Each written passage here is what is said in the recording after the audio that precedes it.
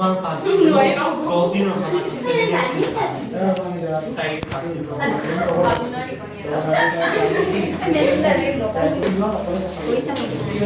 आरंभ करছো ना last time हम কি লিখাইছিল তাৰ পিছৰপৰা চাই যোৱা হে তো লাষ্ট তোমালোকক মই লিখাইছিল হাইপাৰটেনশন বুলিলে কি বুঝা নহয় জানো হাইপাৰটেনশন কি তো হাইপাৰটেনশন মানে কি হৈছে তেজৰ উচ্চ চাপক কি বুলি কয় হাইপাৰটেনশন বুলি কোৱা হয় ধমনী চেপা খাই সংকোচনৰ হোৱাৰ কাৰণে উচ্চ ঐ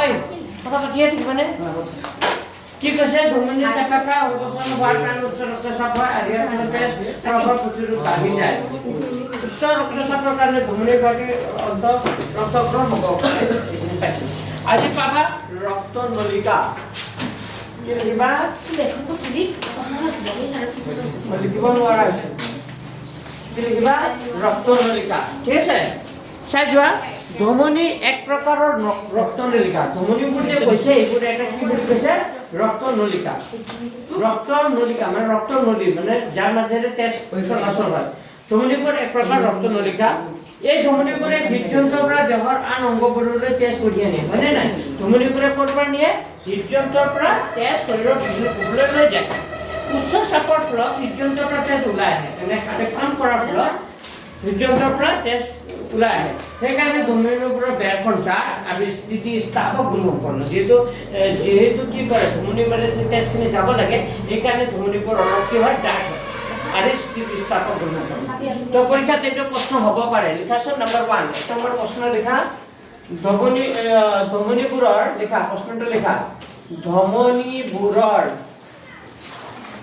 প্ৰশ্নটো লিখা ধমনীবোৰৰ বেৰখন এক নম্বৰ প্ৰশ্ন লিখা ধমনীবোৰৰ বেৰখন ডাঠ আৰু ধমনীবোৰৰ বেৰখন ডাঠ আৰু স্থিতিস্থাপক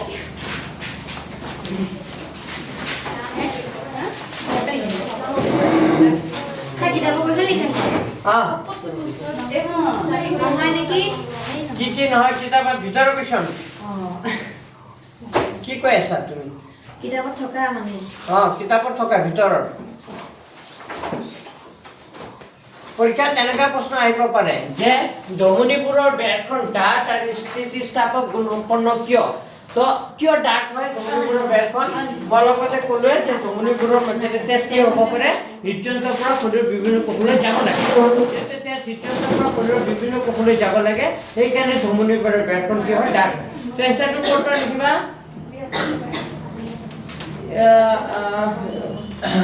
ইয়াৰ পৰা লিখি দিবা ধমনীবোৰ এক প্ৰকাৰৰ কি ৰক্তনলিকা এই ধমনীবোৰে হৃদযন্ত্ৰৰ পৰা দেহৰ আন অংগবোৰলৈ তেজ কিনে কঢ়িয়াই নিয়ে উচ্চ চাপৰ ফলত হৃদযন্ত্ৰৰ পৰা তেজ ওলাই আহে সেইকাৰণে ধমনীবোৰৰ বেৰখন ডাঠ আৰু স্থিতিস্থাপক গুণসম্পন্ন তো কোনখিনি লিখিবা প্ৰথম যিটো ব্ৰেকআপ আছে first line page number 107 page number এনসাৰটো পাবা পেজ নম্বৰ মই লিখি দিছো পেজ নম্বৰ 10 কিমান আছে 7 পেজ নম্বৰ 107 আছে ৰক্ত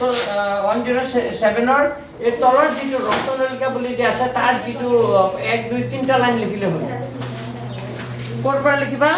ধমনীবোৰ এক প্ৰকাৰৰ ৰক্তনলিকা এই ধমনীবোৰে হৃদযন্ত্ৰৰ পৰা দেহৰ আন অংগবোৰলৈ তেজ কঢ়িয়াই নিয়ে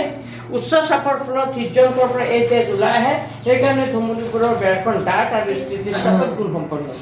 বুজি পাইছা মানুহ এজন যদি খুব দুৰ্বল হয় তেতিয়া মানুহৰ হৃদযন্ত্ৰটো কি হৈ যায় দুৰ্বল হৈ যায় তেতিয়া উশাহ নিশাহত মানুহটোৱে কি পায় কষ্ট পায় মানে উশাহ নিশাহত কষ্ট পায় মানে কিবা ল'বই নোৱাৰে ইমানখিনিও শক্তি নাথাকে তেতিয়া মানুহজনে কি দিব লাগে অক্সিজেন দিব লাগে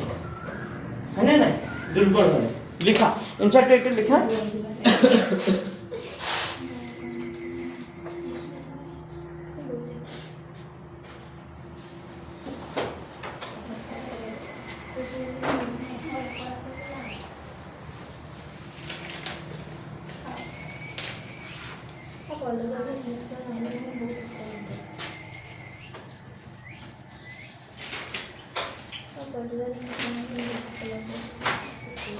लिखा लो कबा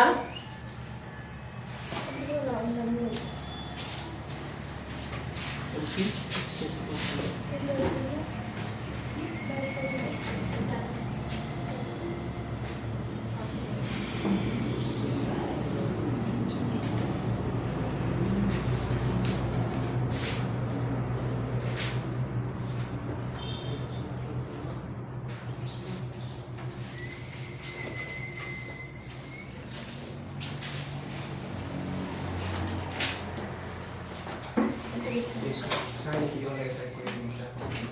হুম লিখি দিব লাগে করে দিন কি লিখি দিব লাগে আপনি করে দিলে অ নহলে আপনার প্ৰশ্নবোৰ কবিতা প্ৰশ্নবোৰ কৈ দিম দি আপনাৰ লিখি আছে নাই নাই প্ৰশ্নটো লিখি দিম বেপাৰ নাই অ হ'ল লিখা পোৱা নাই মই পালো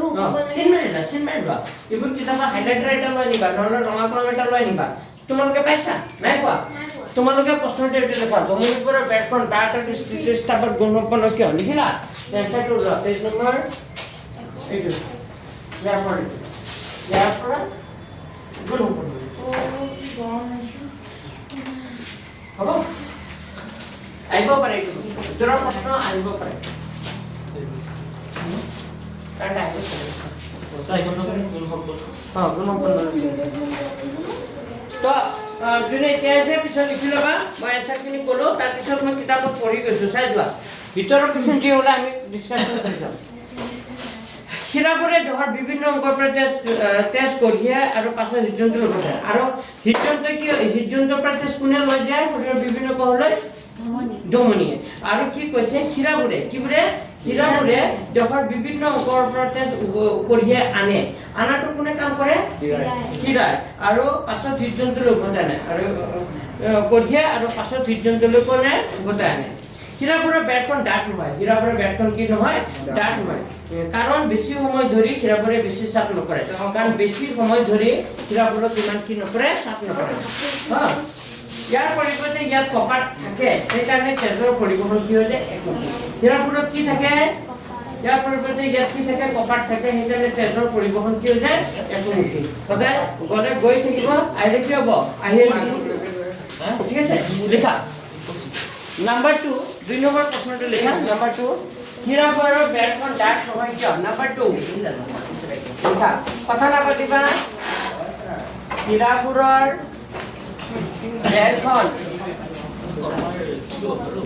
বেটখন ডাঠ নহয় কিয় দৰ্জাটো খুলি দিয়া বেছি সময় এগল পাব নেকি স্যাৰ হ্যাঁ এই শিৰাবোৰৰ বেৰখন দাঁত নহয় হীৰাবোৰৰ বেটখন ডাঠ নহয় কিয় এনচাৰটো কি লিখিবা হীৰাবোৰৰ বেটখন ডাঠ নহয় কাৰণ বেছি সময় ধৰি হীৰাবোৰে বেছি সময় ধৰি হীৰাবোৰত বেছি চাপ কি হ'ব নধৰে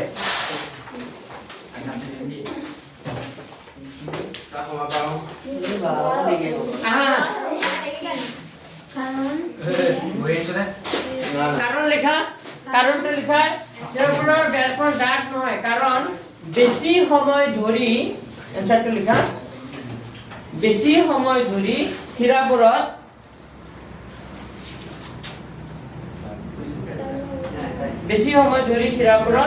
বেছি চাপ নকৰে বেছি সময় ধৰি হীৰাবোৰত কি হয় বেছি সময় ধৰি হীৰাবোৰত তেজৰ শব্দটো লগাই দিবা বেছি সময় ধৰি হীৰাবোৰত তেজৰ বেছি চাপ নপৰে তেজৰ শব্দটো লগাই দিব মানে বেছি সময় ধৰি মানে তেজৰ সেই হীৰাবোৰে কিয় হে আচ্ছা এইটো হৈ গ'ল নেক্সট কুৱেশ্যনটো চোৱা এইটো লিখা তেজৰ পৰিবহণ একমুখী কিয় নাম্বাৰ 3 3 নম্বৰ কুৱেশ্যনটো লিখা নাম্বাৰ 3 তেজৰ এইবোৰ সব ইনসাইড কুৱেশ্যন লিখা আছে দেই তেজৰ পৰিবহণ একমুখী হয় কিয় আগৰবাৰ মোৰ যেটো সায়েন্সৰ ভিডিও দিছো 10 জনে লাইক কৰিছে বুজি পাইছে নাই তো যিয়ে নহওক চাইছে বহুতে সেইকাৰণে সায়েন্সৰ ভিডিও দি থাকিব নেক্সটটো দিলে সায়েন্সৰ ভিডিও কোনোবা যদি লিখিম বুলি ভাবে লিখিব পাৰে তেজৰ পৰিবহণ একমুখী হয় কিয় কি লিখিবা কপাট থাকে লেখা ধমনীবোৰত কপাট নাথাকে এনচাৰ লেখা ধমনীবোৰত কপাট নাথাকে কিন্তু হীৰাবোৰত কপাট থাকে সেইকাৰণে তেজৰ পৰিবহণ কি হ'ব একমুখী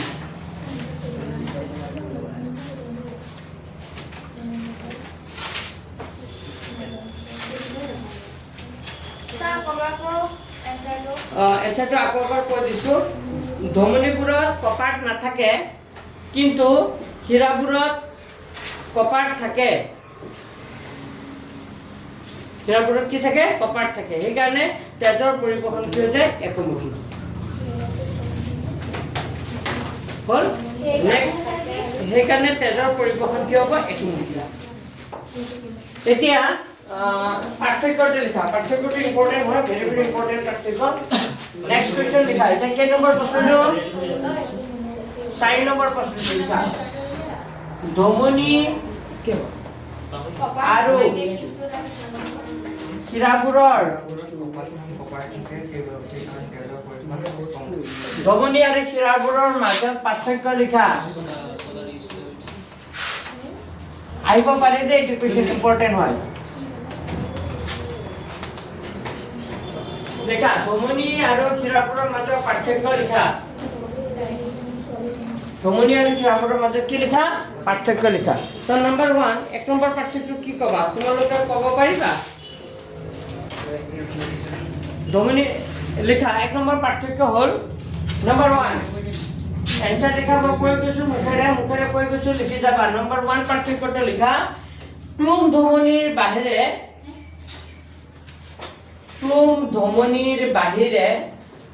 ক্লুম ধমনী বানানটো পাৰিবা নাই লিখা ক্লুম ধমনীৰ বাহিৰে তুমি মাজে মাজে নাপাত্তা হলে ক'ত যোৱা বিয়া খাই ফুৰিছা না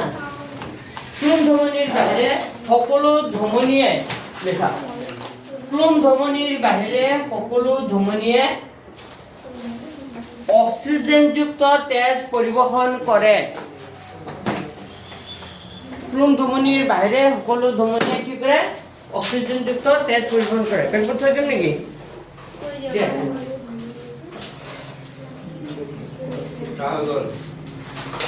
আকৌ এবাৰ কৈছো ক্লুম ধমনীৰ বাহিৰে সকলো ধমনীয়ে অক্সিজেনযুক্ত তেজ কি কৰে পৰিবহন কৰে একচুয়ালি আমি পাইছিলো যে ধমনীবোৰে কি তেজ পৰিবহন কৰে ধমনীবোৰে অক্সিজেনযুক্ত কিন্তু এনেকা এটা ধমনী আছে ক্লুম ধমনী কি তেজ পৰিবহন কৰে কাৰ্বন ডাই অক্সাইড মানে ক্লুম ধমনীয়ে খালি অক্সিজেনযুক্ত তেজ পৰিবহন নকৰে বাকি এটা কৰে তো এনসাৰ কি লিখিছে আকৌ এবাৰ কৈছো ক্লুম ধমনীৰ বাহিৰে সকলো ধমনীয়ে অক্সিজেনযুক্ত তেজ পৰিবহন কৰে মানে আৰু লগতে হে আৰু এটা এক নম্বৰ পইণ্ট আৰু ক্লুম হীৰাৰ বাহিৰে সকলো হীৰাই আৰু ক্লুম হীৰাৰ বাহিৰে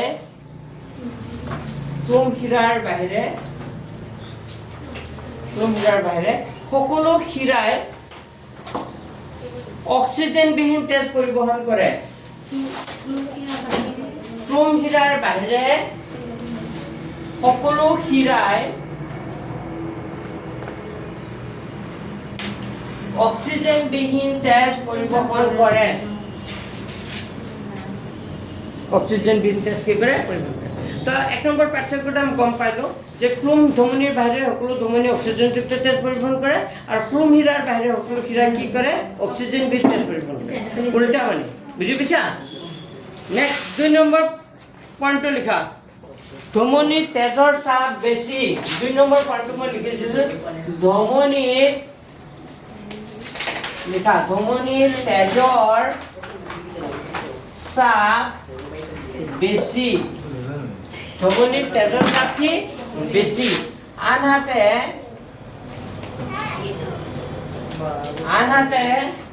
হীৰাত তেজৰ চাপ কম আনহাতে হীৰাৰ তেজৰ চাপ কম কথা পাতি নাথাকিবা আকৌ কৈছো ধমনীৰ তেজৰ চাপ কি ধমনীত বেছি ধমনীৰ তেজৰ চাপ বেছি কিন্তু হীৰাবোৰৰ তেজৰ চাপ কি কম 3 নম্বৰ লিখা 3 নম্বৰ পাৰ্থক্যটা লিখা ধমনীত কপাট নাথাকে 3 নম্বৰ পাৰ্থক্য লিখা ধমনীত কপাট নাথাকে কিন্তু হীৰাত কপাট থাকে এটা এটা পাৰ্থক্য হ্যাঁ ধমনীত কপাট কি ধমনীত কপাৰ নাথাকে কিন্তু ক্ষীৰত কি থাকে কপাৰ থাকে আৰু এটা লিখা কেই নম্বৰ পইণ্ট হ'ব চাৰিটা আৰু এটা লিখি থব পাৰা আৰু এটা পাৰ্থক্য লিখি থোৱা ধমনীবোৰে লিখা 4 নম্বৰ পাৰ্থক্য ধমনীবোৰে হৃদযন্ত্ৰৰ পৰা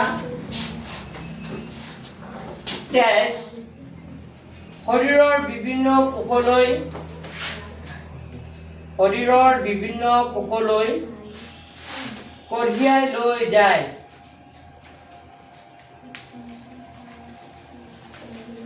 শৰীৰৰ বিভিন্ন কোষলৈ কঢ়িয়াই লৈ যায় বুলে সাইডত নাহে স্যাৰ পৰীক্ষা হ্যাঁ পৰীক্ষাটো বুলে সাইডত দিয়ে সাইডে নিদিয়ে 3-4 দিও 4 নিদিয়ে বাৰু কিন্তু কেতিয়াবা তুমি এটা পইণ্ট পাহৰি যোৱা তেতিয়া বেকআপত কাৰণে লিখি দিছো হ'ব আজি কি কিবা ধমনীবোৰে হৃদযন্ত্ৰৰ পৰা তেজ শৰীৰৰ বিভিন্ন কোষলৈ কঢ়িয়াই লৈ যায় আনহাতে শিৰাবোৰে শৰীৰৰ বিভিন্ন অংগ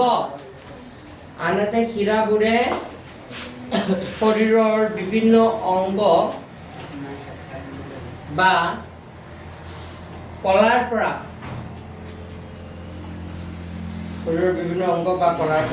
তেজ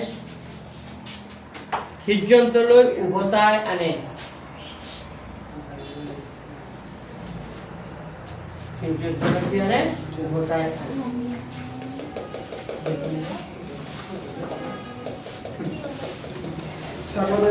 আকৌ এবাৰ কৈছো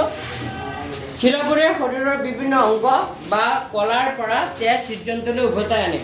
মানে ধমনীবোৰে শৰীৰৰ বিভিন্ন কোণে তেজটো লৈ যায় আৰু শিৰাবোৰে কি কৰে শৰীৰৰ বিভিন্ন অংগৰ পৰা তেজটো হৃদযন্ত্ৰলৈকে আনে উভতাই আনে হয়নে এইটো মই কালি যে হৃদযন্ত্ৰৰ কাম তাতো মই বুজাইছিলো নাই মনত আছে নাই আছে তাৰপিছত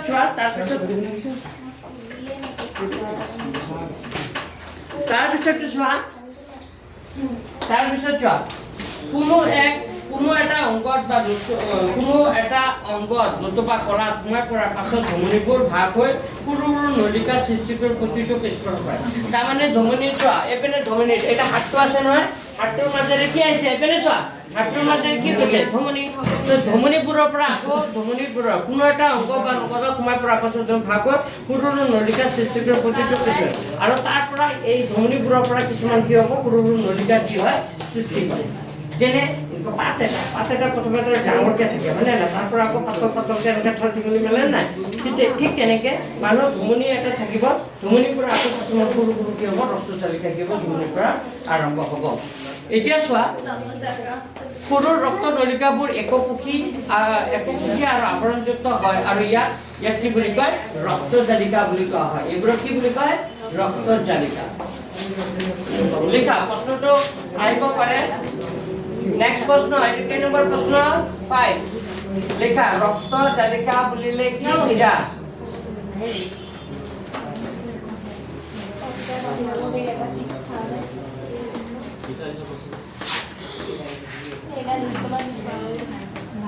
লিখা প্ৰশ্নটো লিখাচোন ৰক্তজালিকা বুলিলে কি বুজা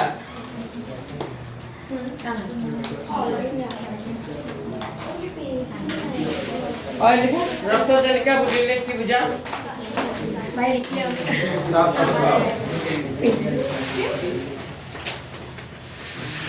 লিখিলা প্ৰশ্ন লিখিলা ৰক্তজালিকা প্ৰশ্নটো লিখিলা তো এনসাৰটো লিখিবা এনসাৰটো কোৰ পৰা লিখিবা মই কৈ গৈছো লগতে লিখাচোন ইয়াৰ কাম কি বুলি লিখিবা ৰক্তজালিকা বুলিলে কি বুজা ইয়াৰ কাম কি লগতে ইয়াত লিখি দিয়া ইয়াৰ কাম কি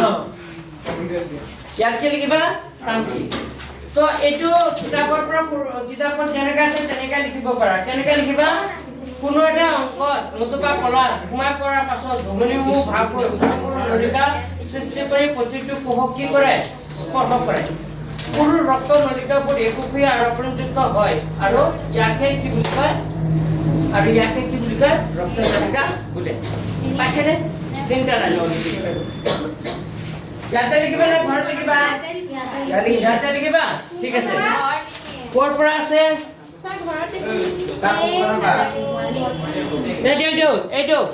এইটো দেখা পাইছা ৰক্তনলিকা বুলি যে আছিলে ৰক্তনলিকা যে আছিলে তাৰ সেকেন্ড যিটো ব্ৰেকআপ ৰক্তনলিকা যে আছিলে তাৰ কি হ'ব সেকেন্ড ব্ৰেকআপ তাৰ প্ৰথম বৰ পৰা আছে কোনো এটা অংগত বা কলাত সোমাই পৰাৰ পাছত দুৰ্বল ভাগৰ সৰু নলিকা সৃষ্টি কৰি প্ৰতিটো বৰ কি কৰে স্পৰ্শ কৰে পাইছা কিবা সৰু সৰু ৰক্তনলিকাবোৰ একোৱে আভ্যন্তৰীণ হয় আৰু ইয়াত ৰক্তনলিকা বোলে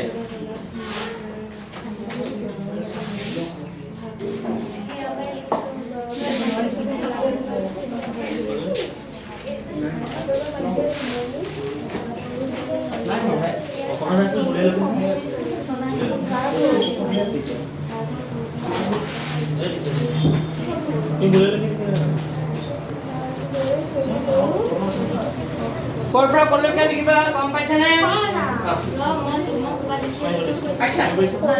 Sin manera. Lihat dong kel kayak itu. Kalau lagi bah, kamu nak apa? Kamu lagi bah, kamu nak apa?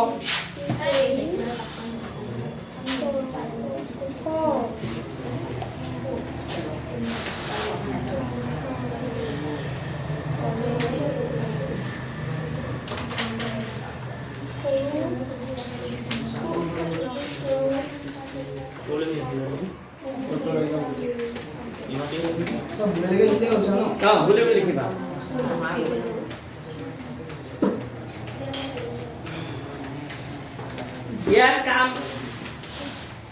यार काम होल বুলি লিখিব পাৰে ইয়াৰ কাম হোল বুলি দি পিছৰখন লিখিব লাগিব ইয়াৰ কাম হোল কি কৰে তেজ আৰু ৰক্ত জালিকাৰ পাতল বেৰৰ মাজত পদাৰ্থৰ কি কৰে বিনিময় ঘটে পাইছা ইয়াৰ কাম হোল पॉइंट पे लिखना सर নালাগে এনেকা লিখি দিবা যেনেকা কিতাপত দিছে ইয়াৰ কাম হোল বুলি দি এইটো লিখিবা তেজ আৰু ৰক্ত জালিকাৰ পাতল বেৰৰ মাজত পদাৰ্থৰ কি ঘটে বিনিময় ঘটে এই ৰক্ত জালিকাবোৰ লগ লাগি কি হৈ যায় খিৰা হৈ যায় কোন ৰক্ত জালিকা লগ লাগি কি হৈ যাব খিৰা হৈ যাব খিৰা এইটো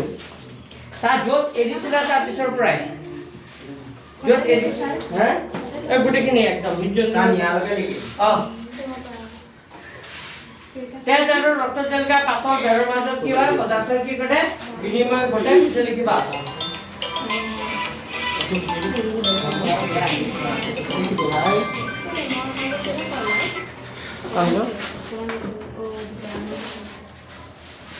क्या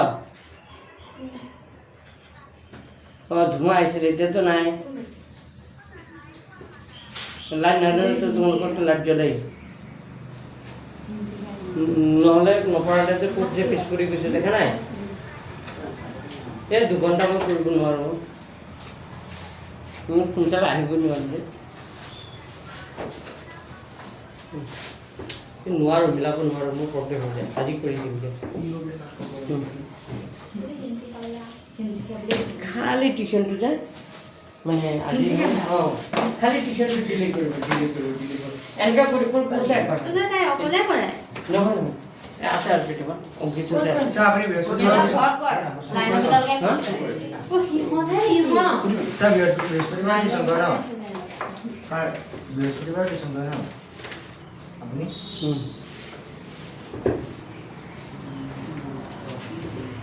অঙ্কটো আগবাঢ়ি আছে বিজ্ঞানটো পিছ পৰি আছে লিখা হ'ল লিখা সোনকালে লিখা লিখিলা লিখি ল'বা তাৰপিছত আহিল অনুচক্ৰিকা নামটো শুনিছানে অনুচক্ৰিকা কি কৰে তেজ ঘূৰ্ণনত সহায় কৰে অনুচক্ৰিকা কি কৰে তেজ ঘূৰ্ণনত সহায় কৰে ৰক্তনলিকাৰে গঠিত জালিকা ফুটি তেজ ওলাই আহিব কেতিয়াবা আঘাত পালে বা আমাৰ ৰক্তকণৰ কথা ভাবচোন প্ৰাকৃতিক অৱস্থাতে ৰক্তৰ বন্ধ কৰাটো অতি প্ৰয়োজনীয় ইয়াৰ উপৰি ৰক্তকণৰ ফলত ৰক্তচাপ কমি যায় আৰু লাহে তেজ পৰিবহণ প্ৰতিৰোধ কমি যায় এনে পৰিৱৰ্তন প্ৰতিৰোধ কৰে তেজৰ অনুচক্ৰিয়াৰ ৰক্ত পৰিবহণ তন্ত্ৰৰ দ্বাৰা অনুচক্ৰিয় ৰক্তপ্ৰবাহ হোৱাৰ ক্ষেত্ৰত গুৰুত্বৰে ৰক্তপ্ৰবাহ ৰক্ষা কৰে এই বেলেগ চোৱা বুজি যোৱা অনুচক্ৰিয়াই কি কৰে তেজ গোট কৰাত কি কৰে সহায় কৰে কেতিয়াবা চাইছো আমি ক'ৰবাত আঘাত পালে বা কাটি গ'লে বা অকণমান বেছি নহয় হেভি হ'লে তুমি কি কৰিব লাগিব চিলাই কৰিব লাগিব নহ'লে কিবা কি কৰিব প্ৰলিকুট মানে বান্ধি দিব লাগিব কটন বেজ বা কিবা কাপোৰ চুপতি হ'লেতো বান্ধিব লাগিব কিন্তু কেতিয়াবা অকণমান কাটে নহয় আমি গম নাপাওঁ তেতিয়া কি অলপ কি হ'লে তেজ ওলাই তেজ মাৰি কি হ'ব আকৌ কি হৈ যায়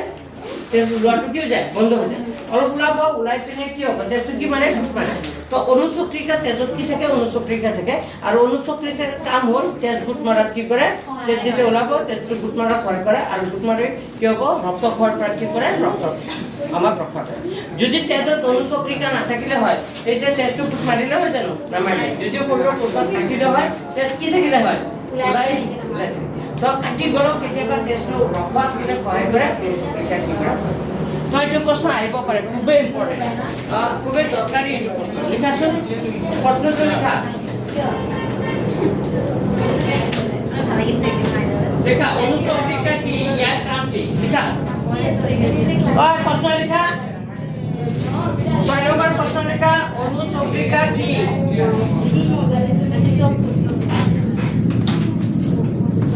লিখা অনুচক্ৰিকা কি ইয়াৰ কাম কি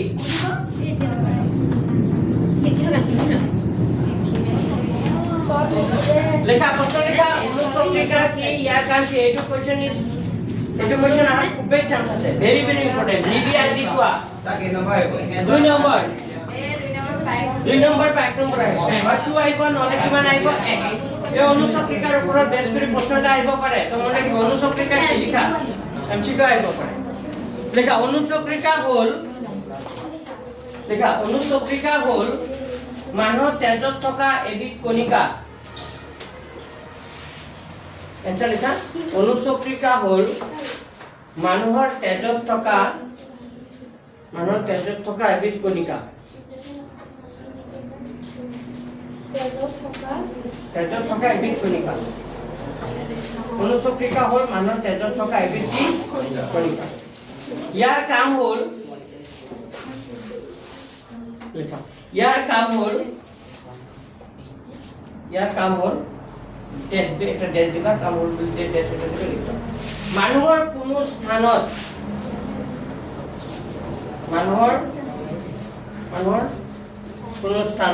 আঘাতপ্ৰাপ্ত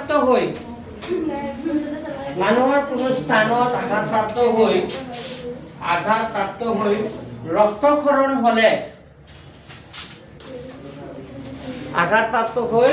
ৰক্তক্ষৰণ হলে রক্তক্ষরণ হলে লিখলা নে রক্তক্ষরণ হলে সেই ঠাইত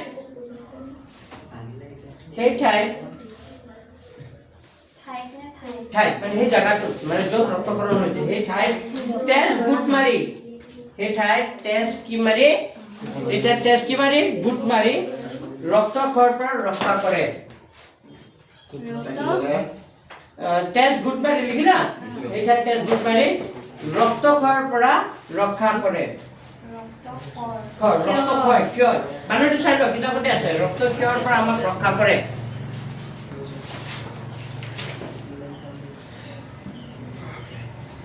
এইটো আছে যদি কোনোবাই বানানটো লিখিব পৰা নাই পেজ নম্বৰ কিমানত আছে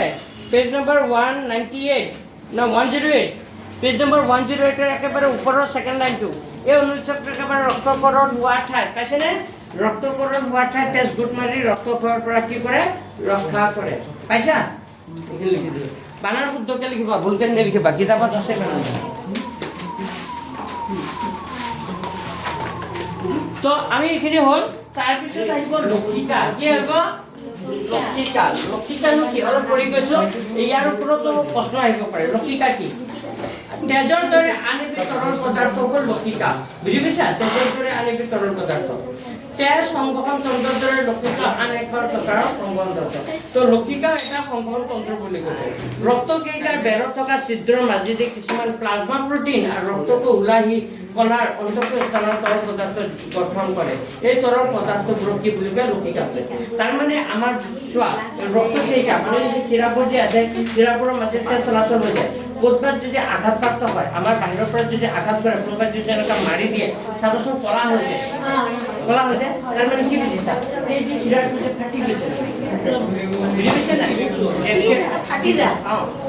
মানে অকণমান কি হৈ যায় ফাটি গৈ কি হ'ব তাৰ পৰা কি হয় ৰক্তক্ষৰণ মানে তাৰ পৰা কি হ'ব এই শিৰাটোৰ মাজৰ পৰা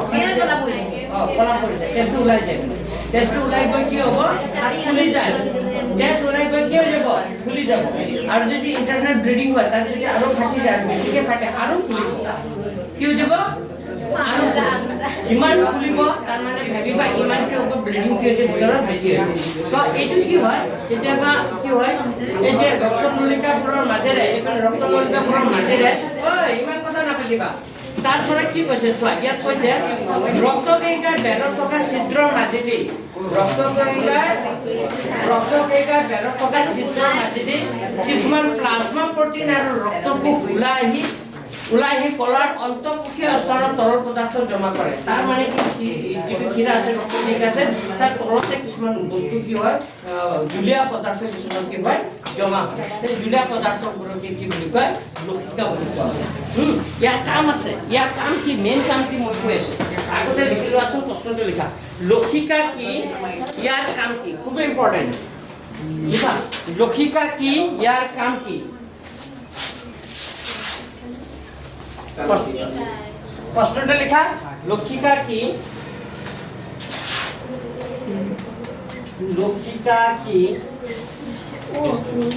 ইয়ার কাম কি লেখা প্রশ্নটা লেখা লক্ষিকা কি ইয়ার কাম কি आंसर লেখা এই आंसर বোর্ড पर লিখিবা কিতাপৰ পৰা চাই লিখা ৰক্তকণিকাৰ বেৰত থকা ছিদ্ৰৰ মাজেদি কিছুমান প্লাজমা প্ৰটিন আৰু ৰক্তকোষ ওলাই আহি কলাৰ অন্তঃকোষীয় স্থানত তৰল পদাৰ্থ কি কৰে গঠন কৰে ৰক্তকণিকাৰ বেৰত থকা বা কোৱা নাই সেকেন্ড লাইনটোত আছে ওই কথা নাপাতিবা ও आंसर কৈ আছো পেজ নম্বৰ কিমান 108 ৰ লক্ষিকা বুলি যে আছে তাৰ সেকেন্ড লাইনটোৰ পৰা লিখিবা ৰক্তকণিকাৰ বেৰত থকা ছিদ্ৰৰ মাজেদি কিছুমান প্লাজমা প্ৰটিন আৰু ৰক্তকোষ ওলাই আহি কলাৰ অন্তঃকোষীয় স্থানত তৰল পদাৰ্থ গঠন কৰে এই তৰল পদাৰ্থবোৰক কি বুলি কয় লক্ষিকা বুলি কোৱা হয়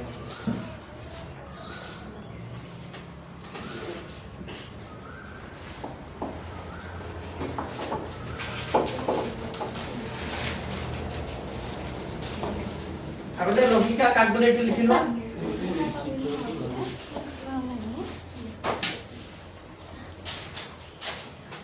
ক্যালকুলেটৰ লিখি লোৱা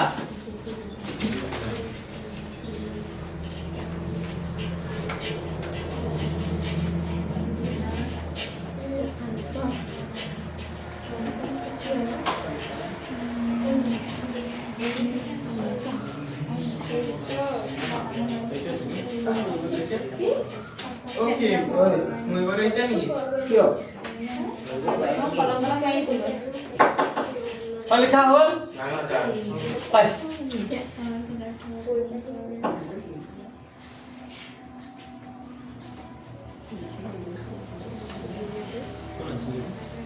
তুমি কোন বলে আছে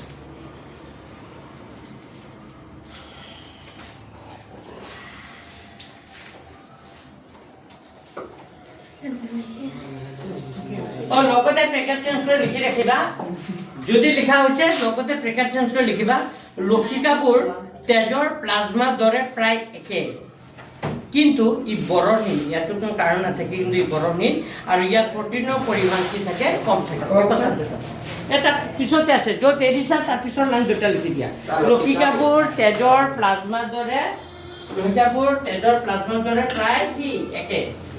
কিন্তু ই বৰণহীন তাৰ বৰণ আছে না ইয়াৰ বৰণ নাই কিন্তু ই বৰণহীন আৰু ইয়াৰ প্ৰটিনৰ পৰিমাণ কি থাকে কম থাকে এখানে কথা লিখি দিয়া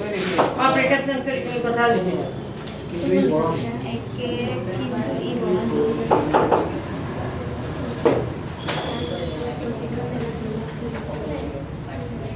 ও স্যাৰ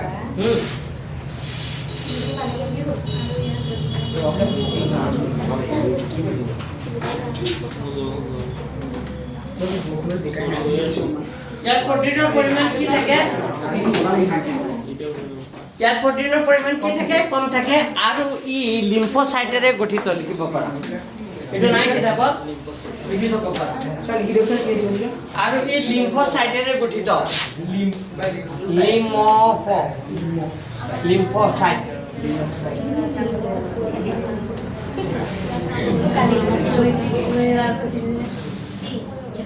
আৰু ই লিম্ফোসাইটেৰে গঠিত লিখা হ'ল আৰু ই কি দিছে লিম্ফোচাইটেৰে গঠিত আৰু ই কি কৰি লিখিবা লিম্ফোচাইটেৰে গঠিত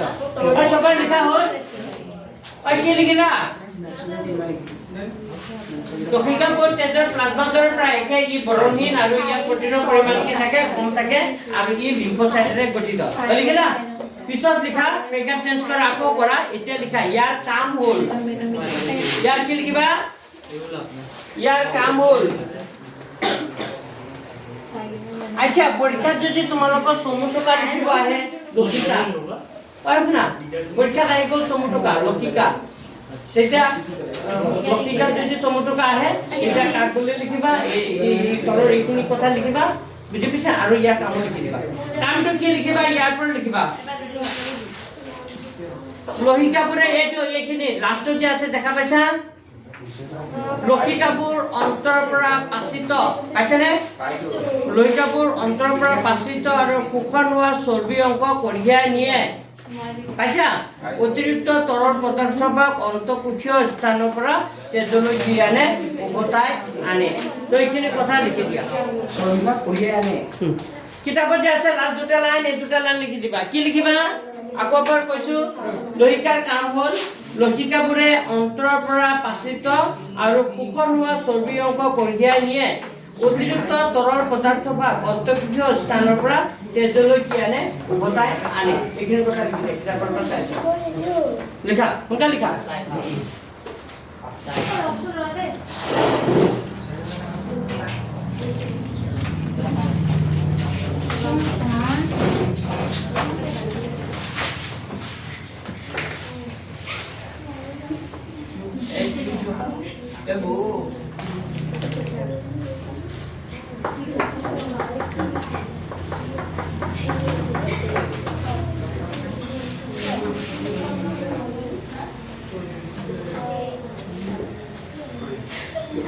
Oh, las vean, quise, man, ahí se quedó.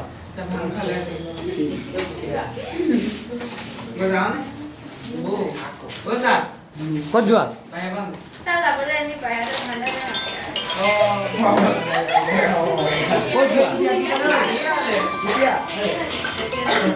Hello?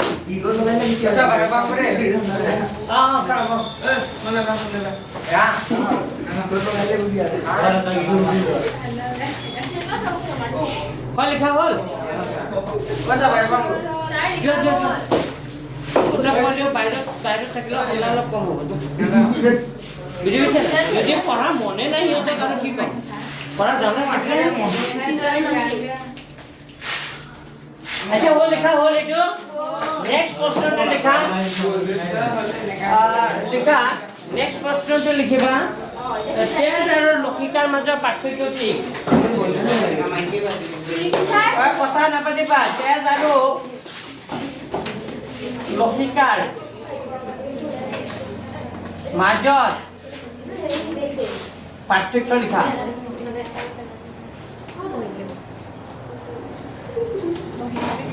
এইটো আহিব পাৰে যে এইটো কোৱেশ্চন ইম্পৰ্টেন্ট তেজ আৰু কাৰ মাজত লক্ষিকাৰ মাজত পাৰ্থক্য যোৱাবাৰ তোমালোকে স্কুলত দিছিলে কিন্তু এইটো চন্দ্ৰচন্দ্ৰ স্কুলত এইটো প্ৰশ্ন দিছিলে তেজ আৰু কাৰ মাজত তেজ আৰু লক্ষিকাৰ মাজত পাৰ্থক্য লিখিব দিছিলে তো চোৱা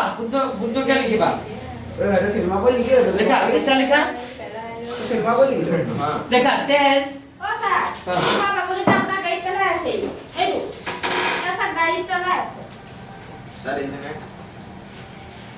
মই একটু নকওঁ যেদিনাখন খং উঠিব এনেকুৱা কোবাম নহয় তেতিয়া গম পাই যাব যেতিয়া ছাৰৰ খং কিমান লেখা তেজ প্লাজমা খং দেখা নাই লেখা তেজ কি লিখিবা তেজ কি লিখিবা প্লাজমা এক নম্বৰ পঢ়ি লিখিবা তেজ লিখিবা প্লাজমা কমা এক নম্বৰ লিখিবা তেজ প্লাজমা কমা লোহিত ৰক্তকণা লোহিত ৰক্তকণা কমা শ্বেত ৰক্তকণা লোহিত ৰক্তকণা পাৰিবা শ্বেত ৰক্তকণা এইটো বানান লোহিত ৰক্তকণা কমা শ্বেত ৰক্তকণা আৰু অনুচক্ৰিকাৰে গঠিত আৰু অনুচক্ৰিকাৰে গঠিত তেজত এইকেইটা বস্তু থাকে কি থাকে তেজত কি থাকে প্লাজমা থাকে লোহিত ৰক্ত কণিকা থাকে শ্বেত ৰক্ত কণা থাকে আৰু অনুচক্ৰিকা থাকে মেইনলি এইকেইটা চাৰিটা বস্তু থাকে হয়নে নাই আনহাতে লিখা আনহাতে লক্ষিকা মাত্ৰ এটা সাইট থেন দ সাইট এটা দ হবে লিম্ফোসাইট আনহাতে লক্ষিকা মাত্ৰ লিম্ফোসাইটেৰে গঠিত লিম্ফোসাইট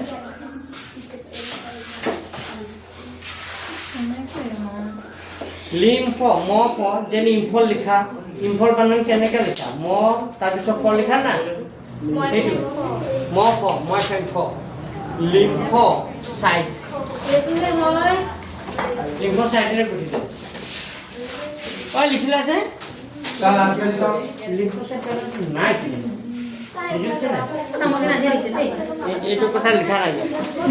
আৰু লিম্ফোসাইটেৰে গঠিত লিখিলা লিখা 2 নম্বৰ পৰ লিখা 2 নম্বৰ পাৰ্থক্য লিখা 1 নম্বৰ পাৰ্থক্যটো কি লিখা তাৰ পঢ়ি দিছো তেজ প্লাজমা লোহিত ৰক্ত কণা শ্বেত ৰক্ত কণা আৰু অনুচক্ৰিকাৰে গঠিত আনহাতে লক্ষিকা মাত্ৰ লিম্ফোসাইটেৰে গঠিত এইটো এটা পাৰ্থক্য 2 নম্বৰ লিখা তেজত থকা 2 নম্বৰ পইণ্ট লিখা তেজত থকা হিমোগ্লোবিনৰ বাবে নিচা কিয় লিখি যোৱা নাই তেজত থকা হিমোগ্লোবিনৰ বাবে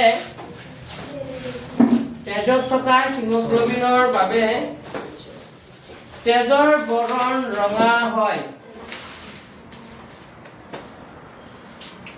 তেজত থকা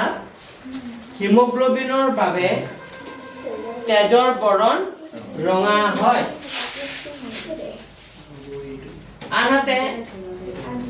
আনহাতে লক্ষিকাত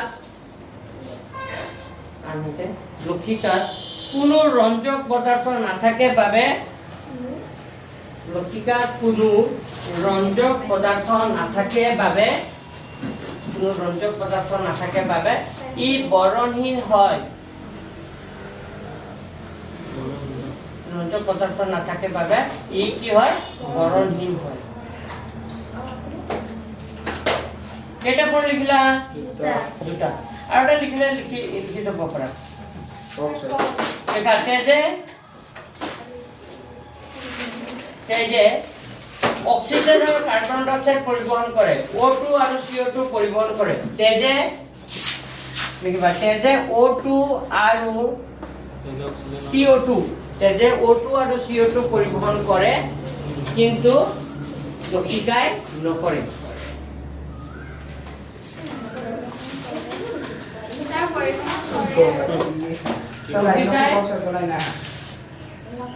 নকৰে তেজে অক্সিজেন আৰু কাৰ্বন ডাই অক্সাইড কি কৰে পৰিবহন কৰে কিন্তু লক্ষিকাই নকৰে হ'ব এটা পইণ্ট লিখিলা তিনটা হ'ব দিয়া তিনটা লিখিলে হ'ব তাৰপিছত তো এইখিনি লক্ষিকাৰ ওপৰত প্ৰশ্ন আহিব পাৰে তেজ আৰু লক্ষিকাৰ মাজত পাৰ্থক্য চাবা হে এতিয়া আৰু কেইটামান প্ৰশ্ন থাকি গ'ল আহিব পাৰে লিখাচোন তেজ কি এইটো লিখা নাছিলো লিখিছিলা না লিখা না তেজ কি লিখাচোন তেজ কি ইয়াৰ কাম কি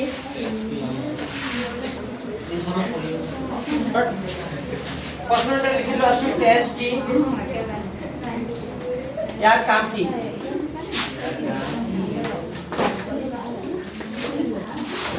देखा तेज की या काम की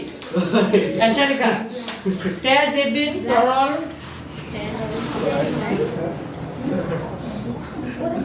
एवं तरल संकुचित कला तेज की या काम की ऐसा लिखा तेज एवं तरल संकुचित कला तो सर तरल मैसेज कोई लिखा का नहीं लिखा था कोई दिन तरल की सर तेज एवं तरल संकुचित कला কোন এটো ইমান হাই আছে কোন কি বিচাৰ কি নাম আছে তোমাৰ মেছেজ কৰি আছে কি কিয় হাই আছে হা লিখা বগা দিব পৰা নাই মই কিন্তু তোমালোকক চাই আছো দেই এই মাত্ৰে চাম মই তোমালোকক তেজেবি তৰল সংযোজিত কলা লিখিলা হা কি তেজেবি কি হ'ব তৰল সংযোজিত কলা হল ইয়াৰ কাম হল লিখা ইয়াৰ কাম হল নাম্বাৰ 1 এক নম্বৰ পইণ্ট লিখিবা তেজে लिखिबा तेजे पुष्टि तेजे की लिखिबा पुष्टि पुष्टि बोली लिखी ब्रैकेटत की लिखिबा जानाने ग्लूकोज पुष्टि तेजे पुष्टि बोली लिखी ब्रैकेटत लिखिबा ग्लूकोज तार पिছত की लिखिबा ग्लूकोज एमिनो एसिड ग्लूकोज कमा की लिखिबा एमिनो एसिड तार पिছত लिखिबा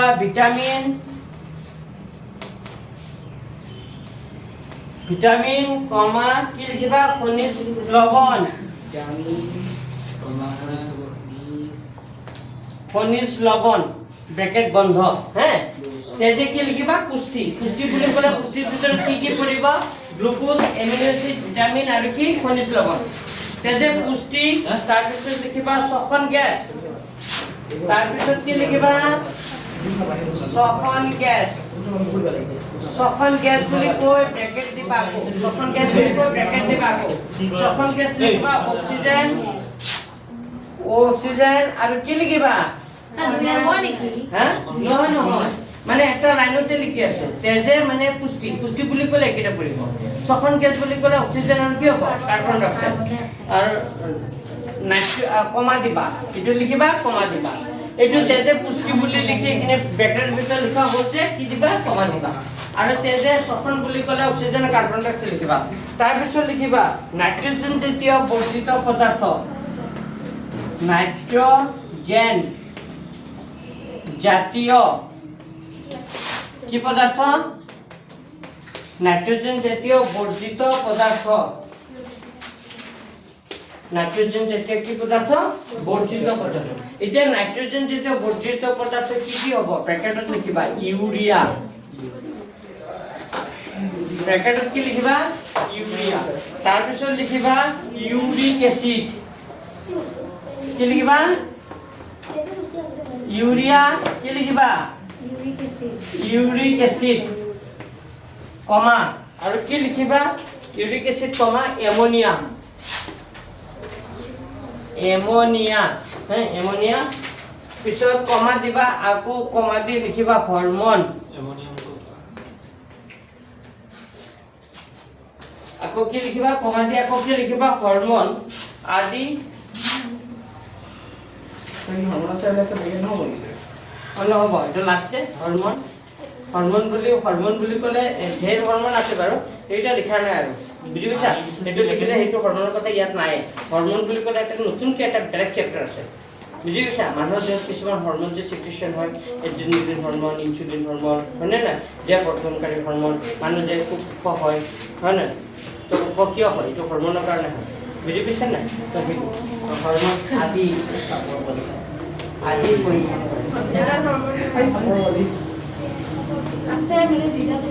দেখা আচ্ছা এটা কি লিখিলা তেজৰ কাম কি তেজে পুষ্টি বুলি ক'লে গ্লুকোজ এমিনো এসিড ভিটামিন খনিজ লবণ শ্বসন গেছ অক্সিজেন কাৰ্বন ডাই অক্সাইড আৰু কি লিখিবা নাইট্ৰজেন জাতীয় বৰ্ধিত পদাৰ্থ নাইট্ৰজেন যে বৰ্ধিত urea uric acid ammonia hormone আদি কি কৰে পৰিবহন কৰে হ্যাঁ কি কয় দেহ বৰ্ধনকাৰী দেহ বৰ্ধনকাৰী হৰমোনটো থাকিলে বা সাকৰ হয় লিখিলা এটা এক নম্বৰ পইণ্ট লিখিলা দুই নম্বৰ পইণ্টে লিখা তেজৰ শ্বেত ৰক্ত কণিকাই লিখা তেজৰ শ্বেত ৰক্ত কণিকা দুই নম্বৰ পইণ্টে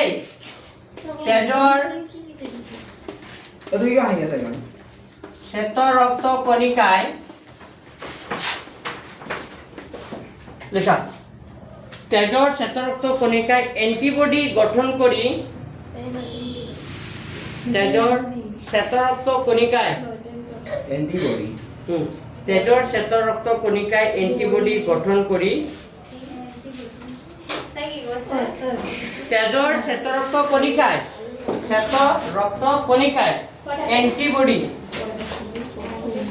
এন্টিবডি মানে আমাৰ শৰীৰত ৰোগ প্ৰতিৰোধ কৰিব পৰা ক্ষমতা যে থাকে তাকে বুলি কি বুলি কয় এন্টিবডি আমাৰ শৰীৰত উৎপন্ন হৈছে বুজি পাইছে না এন্টিবডি গঠন কৰি এন্টিবডি কি কৰি লেখা এন্টিবডি গঠন কৰি অপকাৰী পদাৰ্থ কিবা অপকাৰী কি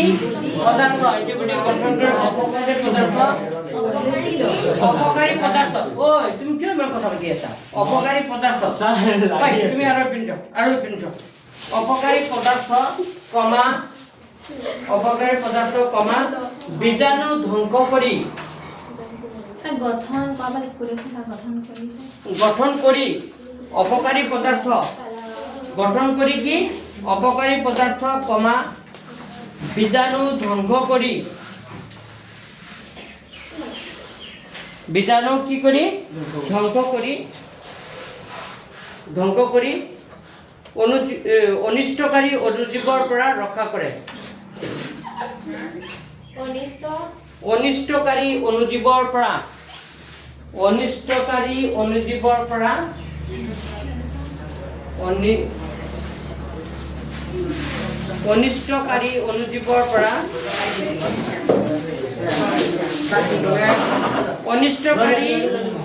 অনিষ্টকাৰী অণুজীৱৰ পৰা ৰক্ষা কৰে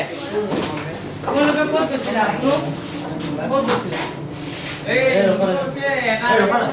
তোমালোকৰ পঢ়িব মন আছে নাই ঐ কি কৰি তোমালোকৰ যদি পঢ়িব মন নাই এইটো মাহ কৰি ওলাই যাবা এইটো মাহ খালি কৰা এইকেইদিন যি কৰা আহা তাৰপিছত মই তোমালোকক চাকাই কৰিম এই মাহটোৱে লাষ্ট বুজি পাইছে নাই এই মাহটোৱে মই চাম যদি টাইম ভাল হ'ব মন আছে এইকেইদিনত হোৱা আজি ভাল হ'ব মন নাই নেক্সট মাহৰ পৰা মই কিন্তু এবাৰ তেতিয়াহ'লে চবৰ কাৰণে বেলেগ বেলেগ পাইছোঁ ল'ব লাগিব ল'ৰা মানুহ এইপিনেও পেচাব কৰে জংঘলত মানুহ দেখিলেও থাকে আচ্ছা ঠিক আছে ইমান যদি পেচাব লাগিলে এইপিনে কৰি আহে ইয়াত বাথৰুম আছে ন ইয়াত পানী ঢালি আহিবা কি পানী নাই সেইটো কাৰণে নাজানো মই এইবিলাক হেৰিয়ে নাই ঠিক আছে কৈছে নে এইকেইদিনে আহা তাৰপিছত মই ব্যৱস্থা লৈ আছো ঐ হ'ল বুজি পাইছা এইটো মই অকণমান বুজাই দিছোঁ মানে আমাৰ তেজত কি থাকে শ্বেত ৰক্ত কণিকা থাকে আৰু লোহিত ৰক্ত কণিকা আৰু কি থাকে শ্বেত ৰক্ত কণিকা তো শ্বেত ৰক্ত কণিকাই আমাৰ গাত কি কৰে এন্টিবডি সৃষ্টি কৰে কি কৰে এন্টিবডি কি কৰে ৰোগ প্ৰতিৰোধ কৰিব ক্ষমতাটো আমাৰ শৰীৰত সৃষ্টি কৰে আমি যদি আমাৰ গাত যদি কিবা বেমাৰৰ বীজাণু সোমাই গ'ল বেমাৰৰ বীজাণু সোমাই যোৱাৰ লগে লগে তুমি মেডিচিন নোখোৱাকৈ প্ৰথমতে মেডিচিন খোৱাৰ আগলৈকে প্ৰথমতে আমাৰ গাত থকা এন্টিবডিটোৱে সেই বীজাণুটোৰ লগত কি কৰে যুদ্ধ কৰে সেই বীজাণুটোৰ লগত যদি হাৰি যায় আমাৰ গাত এন্টিবডিটোৱে তেতিয়া তোমাৰ গাত কি হ'ব বেমাৰটো হ'ব জ্বৰে হওক বা চৰ্দি হওক বা কাহে হওক এইটো হ'ব কিন্তু তোমাৰ গাত যদি এন্টিবডিটো কি থাকে ভাল থাকে যেতিয়া জিকি যায় তেতিয়াহ'লে তোমাৰ গাত কি হ'ব বেমাৰৰ বীজাণুটো সোমালেও তোমাৰ গাত কি হ'ব বেমাৰটো নহ'ব বুজি পাইছে নাই তো এই এন্টিবডি সৃষ্টি কৰাত কি কৰে বুজি পাইছা আৰু এন্টিবডিটো এইটো খুব ডেঞ্জাৰ বস্তু বুজি পাইছে নাই এইটো মানুহৰ গাত থাকিব লাগিব এই যে আৰবিসি এই যে শ্বেত ৰক্ত কণিকা এতিয়া এটা বেমাৰ শুনিছা নে এইডছ বেমাৰ শুনিছা নাই এইডছ বেমাৰটো কি হয় যেতিয়া এইডছৰ বেমাৰৰ বীজাণু এটা মানুহৰ গাত কাৰোবাৰ গাত সোমাৰ লগে লগে এইটো বেমাৰৰ কোনো ঔষধ নাই জানে নাই এই বেমাৰৰ বীজাণু যেতিয়া সোমায় তেতিয়া আমাৰ তেজত থকা এই শ্বেত ৰক্ত কণিকাবোৰক কি কৰি দিয়ে ধ্বংস কৰি দিয়ে কি কৰে মেইন কামটো কি আমাৰ গাত থকা শ্বেত ৰক্ত কণিকাবোৰ ধ্বংস কৰি দিয়ে যেতিয়াই ধ্বংস কৰি দিব এই ৰক্ত কণিকাবোৰে যেতিয়া মাৰি পেলাব তেতিয়া তোমাৰ গাত এন্টিবডি পাৱাৰটো কি হ'ব নোহোৱা হৈ যাব যেতিয়া এন্টিবডি পাৱাৰটো নোহোৱা হ'ব তোমাৰ নানান ধৰণৰ কি হ'ব বেমাৰ আজাৰ হ'বলৈ ধৰিব যেনে এইডছ যেনে প্ৰথমতে কি হ'ব টিবি বেমাৰ হ'ব তাৰপিছত কি হ'ব গাত খুজুতি হ'ব হয়নে নাই তোমাৰ বডি ওজন কমি যাব জ্বৰ হ'ব কাশেৰা হ'ব দেহত বুজিছে নানান ধৰণৰ বেমাৰ আজাৰে তোমাক কি হ'ব আগুৰি ধৰিব আৰু তেতিয়া তুমি যে নেক্সট ডে মেডিচিন খাবা সেই মেডিচিনো কি কৰিব নোৱাৰিব কাম নকৰে কাৰণ মেডিচিনটো কেতিয়া কাম কৰিব তোমাৰ গাত এন্টিবায়টিকটো থাকিব লাগিব এন্টিবায়টিকটো থাকিব মেডিচিনটো আকৌ এটা পাৱাৰ দুটা পাৱাৰৰ লগ লাগি বেমাৰটোৰ লগত যুঁজিব কিন্তু তোমাৰ গাত যদি এন্টিবায়টিক নাথাকে তেতিয়াহ'লে তুমি মেডিচিন খালে কিবা কাম কৰিব জানো নকৰে তো এই বেমাৰটো তেনেকুৱা খুব ডেঞ্জাৰ বুজি পাইছে নাই আচ্ছা এইবোৰ তোমালোকে পৰীক্ষা বাৰু কেইটামান আগত মই বিষয়ে নকওঁ আৰু তো এইখিনি বুজি পাইছে হ'ব তেজৰ কাম কি মই লিখালো এইটো ইম্পৰ্টেণ্ট কুৱেশ্যন এটা থাকি গৈছিলে তাৰপিছত উদ্ভিদ যখন পৰিবহণ এতিয়া উদ্ভিদৰ কি পৰিবহণ হয় আমি ইতিমধ্যে উদ্ভিদে কাৰ্বন ডাই অক্সাইডৰ সৰল যৌগবিলাক কেনেদৰে আহৰণ কৰে প্ৰক্ৰিয়া এইখিনি কৰা কৰিছোঁ নহয় জানো এইখিনি পঢ়ি নাযাম দিয়া মই মোৰ কথাখিনি কৈ দিওঁ যে হা উদ্ভিদে মাটিৰ পৰা কি কৰে কি শোষণ কৰে পানী মাটিৰ পৰা কি হয় পানী খনিজ লৱণ হয়নে নাই আৰু যিবোৰ জৈৱ পদাৰ্থ এইবোৰ কি কৰে সংগ্ৰহ কৰে তাই সংগ্ৰহ কৰে কোনে সংগ্ৰহ কৰে উদ্ভিদৰ কি থাকে দুটা কলা থাকে এটা জাইলেম আৰু এটা কি জাইলেম আৰু ফ্লোয়েম কলাই কি কৰে জাইলেমৰ কাম হ'ল যে মাটিৰ তলৰ পৰা পানী খনিজ লৱণ এইবোৰ কি কৰা কৰিব খালি আনিলে নহ'ব এইবোৰ কি হ'ব গছৰ ডাল পাত যিমান আছে এইবোৰ কি হ'ব বিলাব লাগিব বিলোৱা কামটো কোনে কৰে জাইলেমে খালি পানী পৰিবহণ কৰে মাটিৰ পানী খুলিবোৰ মাটিৰ তলৰ পৰা আৰু ফ্লোয়েমে কি কৰিব এই যে যিবোৰ বস্তু মাটিৰ তলৰ পৰা শোষণ কৰিব এইবোৰ গছৰ ডাল পাত চবতে কি হ'ব বিলাব কোনে বিলোৱা কামটো কোনে কৰে এনেকৈ মনে ৰাখা জাইলেমে খালি কি কৰে মাটিৰ পৰা আনিব আনা কামটো জাইলেমৰ বিলোৱা কামটো ফ্লোয়েমৰ যেনেকৈ ধমনী আৰু হীৰাৰ কাম কি আছিল ধমনী কি হ'ব শৰীৰৰ বিভিন্ন কোণে তেজ লৈ যায় হীৰাবোৰে শৰীৰৰ বিভিন্ন কোণৰ পৰা তেজটো আনে তেনেকৈ জাইলেমে কি কৰিব মাটিৰ তলৰ পৰা খালি পানী খনিজ লৱণ যি লাগে উদ্ভিদক সেইখিনি শোষণ কৰিব আৰু বিলোৱা কামটো কোনে কৰিব ফ্লোয়েমে কৰিব মনত থাকিব এতিয়া ইয়াতে এটা প্ৰশ্ন কোনে ফ্লোয়েমে যিখিনি খাদ্য প্ৰস্তুত হ'ব সেইখিনি বিলাব আৰু কাম আছে লিখা নেক্সট প্ৰশ্নটো লিখাচোন ওটা বইখন লজে যে তাক মিছি আছে এটা বইখন লজে যে ফাঁস কৰি পেলালো মই তোমালোকক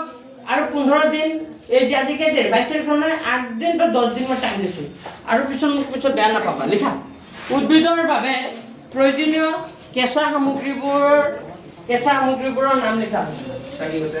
উদ্ভিদৰ বাবে প্ৰয়োজনীয় কেঁচা সামগ্ৰীবোৰৰ নাম লিখা মই প্ৰশ্নটো লিখি দিছোঁ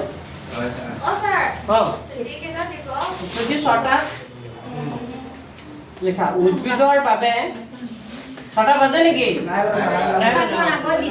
আজি 15 মিনিট আগত দি দিম হ'ব উদ্ভিদৰ বাবে প্ৰয়োজনীয় লেখা উদ্ভিদৰ বাবে প্ৰয়োজনীয়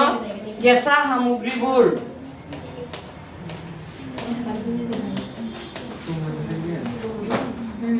উদ্ভিদৰ বাবে প্ৰয়োজনীয় কেঁচা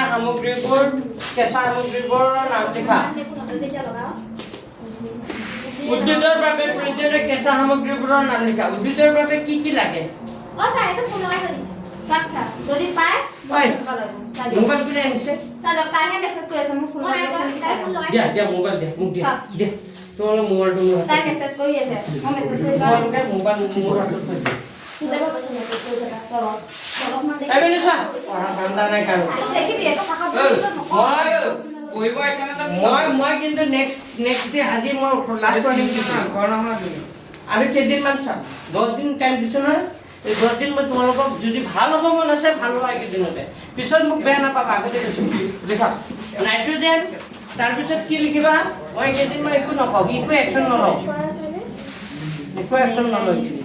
নাইট্ৰজেন তাৰপিছত কি হ'ব ফসফৰাছ আৰু কি লিখিবা খনিজ পদাৰ্থ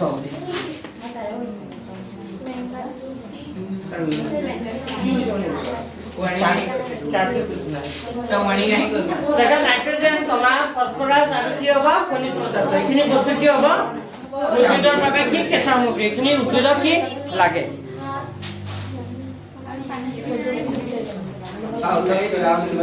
নালাগে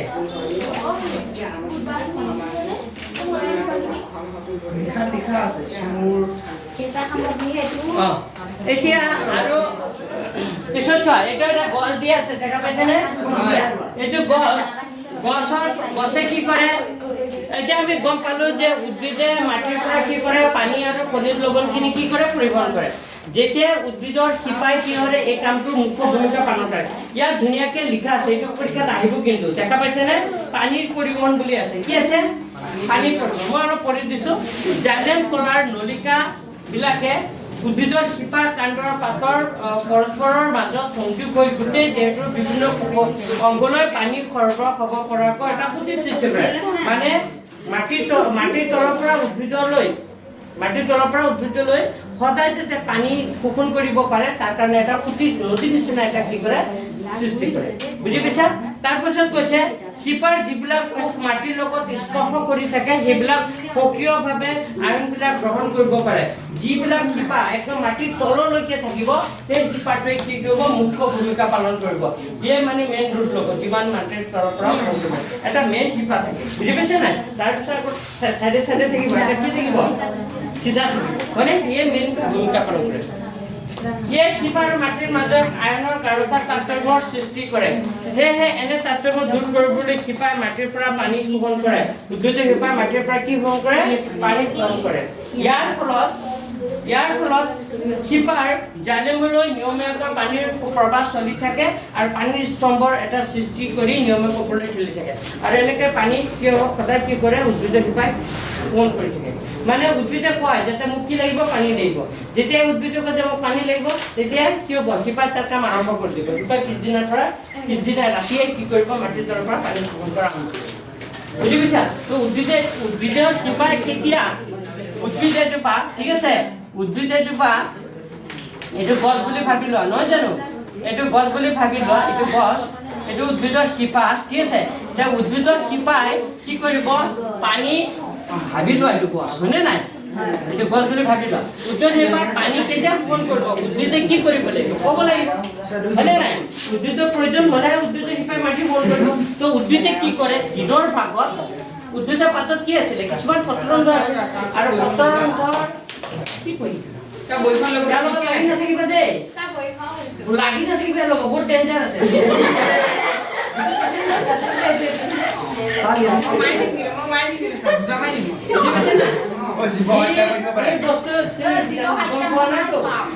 আচ্ছা উদ্ভিদৰ শিপাই মাটিৰ পৰা পানী শোষণ কৰে মই ক'ব বিচাৰিছো উদ্ভিদৰ পাতত কিছুমান কি থাকে পত্ৰৰন্ধ থাকে আৰু এই পত্ৰৰন্ধৰ জৰিয়তে যেতিয়া উদ্ভিদে খাদ্য প্ৰস্তুত কৰে তেতিয়া উদ্ভিদৰ পাতৰ পৰা অতিৰিক্ত পানীৰ পৰা বাষ্পকাৰী কি হৈছে এৰি দিয়ে আৰু এই বাষ্পকাৰী যে এৰি দিয়ে ইয়াকে কি বুলি কয় বাষ্পমোচন বুলি কয় এইখিনি চোৱা এইখিনি ধুনীয়াকৈ দিয়া আছে এইখিনি পঢ়া এবাৰ যদি উদ্ভিদে পৰ্যাপ্ত পৰিমাণৰ পানী যোগান পাই থাকে তেন্তে উদ্ভিদৰ পাতত থকা পত্ৰৰন্ধে এৰি দিয়া পানী বা জাইলেমক পুনৰ প্ৰতিস্থাপন কৰিব পাৰে বুজি পাইছা যদি উদ্ভিদজোপাই প্ৰতিদিনে মাটিৰ তলৰ পৰা পানী শোষণ কৰিব শুনিবানে মোৰ কথা যদি উদ্ভিদৰ শিপাই প্ৰতিদিনে মাটিৰ পৰা পানী শোষণ কৰিব পৰা ব্যৱস্থাটো থাকে যাতে তাত যথেষ্ট পানী আছে পানী শোষণ কৰিব পাৰিছে তেতিয়া কি হ'ব উদ্ভিদজোপাই প্ৰতিদিনে কি কৰিব নিজৰ তাৰ পৰা পানীভাগ অতিৰিক্ত পানীভাগ কি কৰিব ত্যাগ কৰিব সদায় যদি পানী সদায় আনিব পাৰে শোষণ কৰিব পৰা ব্যৱস্থাটো আছে তেতিয়া আচলতে পাতৰ পোকবোৰে পানীৰ অনুপ্ৰবাহ বাষ্পকাৰে এৰি দিয়াৰ ফলত পাতত এটা শোষণ বলৰ সৃষ্টি হয় আৰু ইয়াৰ বাবে শিপাত থকা জাইলেম পানী শোষণ কৰিবলৈ বাধ্য হয় বুজি পাইছা আমি যেনেকৈ ভোক লাগিলেহে খাওঁ সদায় নাই আমি যদি আমি সদায় কি কৰিব খালে হজম হ'ব লাগিব হজম হোৱাৰ পিছতে আকৌ খাব পাৰিম তেনেকৈ উদ্ভিদে আজি পানী যিখিনি লাগে সেইখিনি শোষণ কৰিলে সেইখিনি কি কৰিব লাগিব কিবা কামত খটাব লাগিব ত্যাগ কৰিব লাগিব বা কিবা কামত খটাব লাগিব তেতিয়াহে উদ্ভিদে আকৌ কি ক'ব যাতে মোক আৰু লাগে পিছদিনা আকৌ শোষণ কৰিব এইটোৱে কথা কৈছে যে পাতৰ পোকবোৰে পানীৰ অনুবিলাক বাষ্পকাৰী এৰি দিয়াৰ ফলত পাতত এটা শোষণ বলৰ সৃষ্টি হয় পাতত থকা পানীভাগ এৰি দিয়ে যে এৰি দিয়াৰ ফলত এটা শোষণ বলৰ সৃষ্টি হয় যাতে পানীটো গুচি গ'ল তো পানীটো লাগিবই আকৌ মানে লয় তো ইয়াৰ বাবে শিপাত থকা জাইলেমে পানী শোষণ কৰিবলৈ কি হয় বাধ্য হয় উদ্ভিদে শোষণ কৰা অতিৰিক্ত পানী বায়বীয় অংগই বাষ্পকাৰী এৰি দিয়া প্ৰক্ৰিয়াটোকে পত্ৰমোচন বা কি বুলি কয় বাষ্পমোচন বুলি কোৱা হয় এইটো পৰীক্ষাত আহিব ইয়াৰ প্ৰয়োজনীয়তা কি কি কাম কৰে পত্ৰমোচন হোৱাৰ ফলত উদ্ভিদে কি সুবিধা হয় ইয়াত কৈছে চোৱা এইদৰে বাষ্পমোচনে পানী আৰু তাত দ্ৰৱীভূত হৈ থকা খনিজ লৱণবিলাক শোষণ আৰু শিপাৰ পৰা পাতলৈ ঊৰ্ধ্বমুখী গতি লাভ কৰাত সহায় কৰে ই তাপমাত্ৰা নিয়ন্ত্ৰণ কৰি ৰখাটো সহায় কৰে এইটো এটা কিন্তু খুব ইম্পৰ্টেণ্ট হয় উদ্ভিদৰ যে বাষ্পমোচন হয় তাৰ ফলত উদ্ভিদৰ কি হয় তাপমাত্ৰাটো কি হৈ থাকে নিয়ন্ত্ৰণ হৈ থাকে মানে উদ্ভিদে যেতিয়া খুব গৰম কৰে বা ই কৰে পানী ভাগ এৰি দিয়ে তাত গৰম ভাৱটো কি হ'ব ওলাই যায় হয়নে নাই আকৌ কি হৈ যায় ঠাণ্ডা পানী আকৌ শোষণ কৰি তাকো ঠাণ্ডা হয় তেনেকৈ উদ্ভিদৰ কি হয় তাপমাত্ৰাটো কি হয় নিয়ন্ত্ৰণ হৈ থাকে ৰাতিটোৰ ভাগত পানীৰ পৰিবহণ মূল চাপে গুৰুত্বপূৰ্ণ ভূমিকা গ্ৰহণ কৰে দিনৰ ভাগত যেতিয়া পত্ৰমোচন মুকলি হৈ থাকে তেতিয়া বাষ্পমোচনে জাইলেমৰ মাজেৰে পানী পৰিবাহিত কৰাৰ উল্লেখযোগ্য ভূমিকা পালন কৰে তো দিনৰ ভাগত উদ্ভিদৰ পত্ৰতন্ত্ৰৰ জৰিয়তে পানী ওলাই যোৱাৰ কাৰণেহে জাইলেমে কি কৰে এই কামটো কৰি থাকে সদায় পানী কি কৰে মাটিৰ তলৰ পৰা শোষণ কৰি থাকে এতিয়া লাষ্ট কুৱেশ্যন লিখা এইটো লাষ্ট কুৱেশ্যন লিখা এইটো লাষ্ট কুৱেশ্যন লিখা দীঘল আছে লিখা পত্ৰমোচন বা বাষ্পমোচন বুলিলে কি বুজা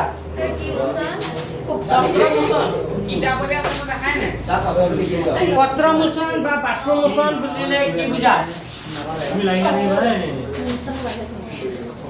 প্ৰশ্ন লিখা লিখা এটা ইম্পৰ্টেণ্ট কুৱেশ্যন হয় এইটো আহিব ভিবি আদি থোৱা এইটো ইম্পৰ্টেণ্ট হয় পত্ৰমোচন বা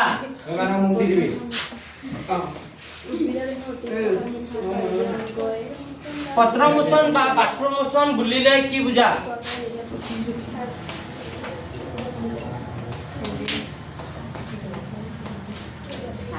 এটা পত্ৰমোচন বা বাষ্পমোচন বুলিলে কি বুজা ইয়াৰ উপকাৰিতাসমূহ কি কি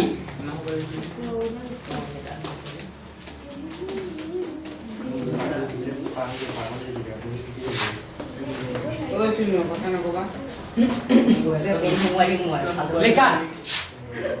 ইয়াৰ উপকাৰিতাসমূহ কি কি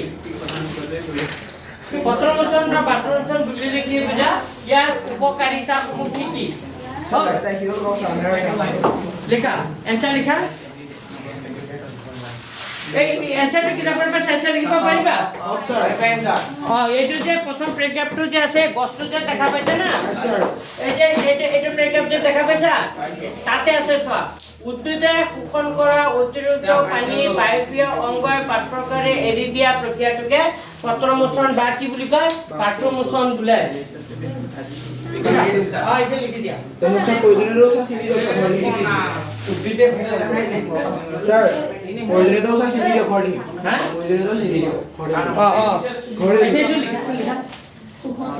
লিখা লিখা ঘৰত নিলিখা তোমালোকে এইটো আজি মুখস্থ কৰিবা ঘৰত গৈ হয়নে নাই আজি ঘৰত গৈ মুখস্থ কৰি পেলাবা তোমালোকৰ কোনো পাঠ আহিব বুলি কৈছে মূলৰ সৈতে মতে চিনি কৰিবা হয়তো এতিয়া পঢ়াইছিলো না অকণমান এদিনৰ ক্লাছ হৈ গৈছে আৰু দুদিন কৰাব লাগিব আৰু দুদিন পঢ়ালে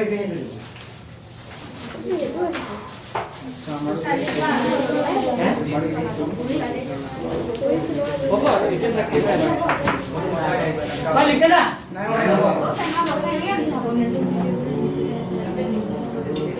লিখোতে ইমান টাইম নালাগে নহয় হলে পিছত লিখা ইয়াৰ উপকাৰিতাসমূহ হ'ল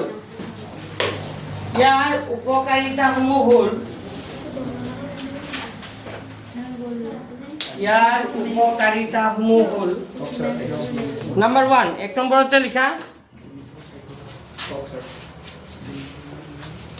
এইটো কিতাপৰ পৰা লিখিবা এক নম্বৰ পইণ্টটো ক'ৰ পৰা ক'লৈকে লিখিবা ইয়াৰ পৰা লিখা বাষ্পমোচনে পানী আৰু তাত দ্ৰৱীভূত হৈ থকা খনিজ লৱণবিলাক শোষণ আৰু শিপাৰ পৰা পাতলৈ ঊৰ্ধ্বমুখী গতি লাভ কৰাত সহায় কৰে পাইছেনে এইটো সেকেন্ড যিটো এইদৰে বুলি আছে চাইছা এইদৰে পিছত আছে বাষ্পমোচনে বুলি আছে সব সেকেন্ড প্যাৰাগ্ৰাফটো এইদৰে বাষ্পমোচনে পানী আৰু তাত দ্ৰৱীভূত হৈ থকা খনিজ পদাৰ্থবিলাক শোষণ আৰু শিপাৰ বাবে পাতলৈ ঊৰ্ধ্বমুখী গতি লাভ কৰাত সহায় কৰে এটা এক নম্বৰ পইণ্ট গতি লাভ কৰাত কি কৰে সহায় কৰে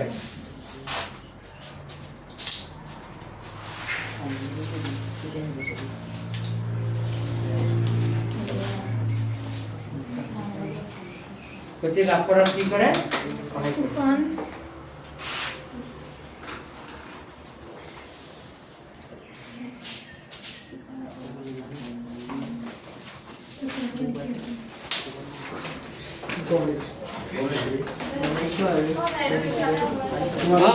তোমালোকে চিনবাৰ লাগে নিলিখা জুই চিনবাৰ পৰীক্ষা 3 ঘণ্টা লিখিব লাগিব ৰে তোমালোকে 1 ঘণ্টা লিখিব 1 ঘণ্টা লিখিলে তোমালোকৰ ধৈৰ্য নোহোৱা হৈ যায় পৰীক্ষা 3 ঘণ্টা কেনেকৈ লিখিবা কেনেকৈ স্যাৰ ঘণ্টা আমাৰো লাগিছে তোমাৰ কম লাগিছে মোৰো কম লাগিছে হল এটা 1 নম্বৰ পইণ্ট 2 নম্বৰ পইণ্ট লিখা ই তাপমাত্ৰা নিয়ন্ত্ৰণ কৰি ৰখাটো সহায় কৰে তাৰ কিতাপত আছে নে আছে আছে চিনমাৰা এইটো ই তাপমাত্ৰা নিয়ন্ত্ৰণ কৰি ৰখাটো সহায় কৰে ঘৰ লিখি ল'ব লাগে কাৰো যদি ধৈৰ্য নাই চিনমাৰিবা 2 নম্বৰ পইণ্টটো কি লিখিবা ই তাপমাত্ৰা নিয়ন্ত্ৰণ কৰি ৰখাটো কি কৰে সহায় কৰে হ'ল 2 নম্বৰ পইণ্ট 3 নম্বৰ পইণ্টটো লিখা এইটো লিখিবা দিনৰ ভাগত কি এটা লাষ্টৰ যিটো লাইন আছে দেখা পাইছে নে দিনৰ ভাগত যেতিয়া পতৰন্তৰ চিত্ৰ মুকলি হৈ থাকে তেতিয়া বাষ্পমোচনে জালমৰ মাজেৰে পানী পৰিবৰ্তিত হোৱাত উল্লেখযোগ্য ভূমিকা পালন কৰে পাইছেনে হ'ব ইয়া পাইছা আমাৰ নেক্সট আৰু পেছনে লাষ্ট পেজ লাষ্ট পেজ আছে তাৰপিছত কুৱেশ্যন চাৰ্কেল লিখালে হৈ যাব আৰু এদিনত চেক কৰি দিম নেক্সট এইটো বাকি বাবা মোৰ ক্লাছৰ টাইমত দেখো কৰি নাথাকিবা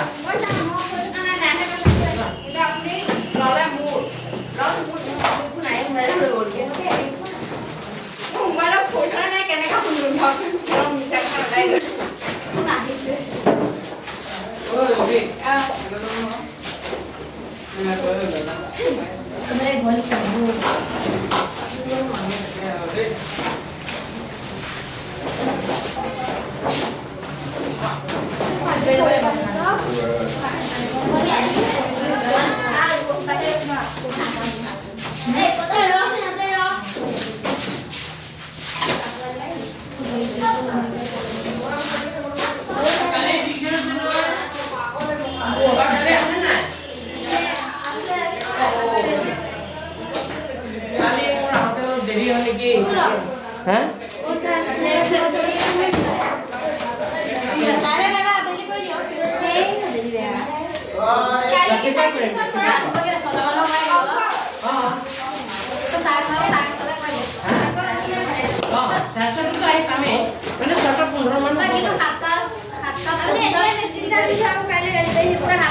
মানে মই এতিয়া ক'ব নোৱাৰো বুজি পাইছেন নাই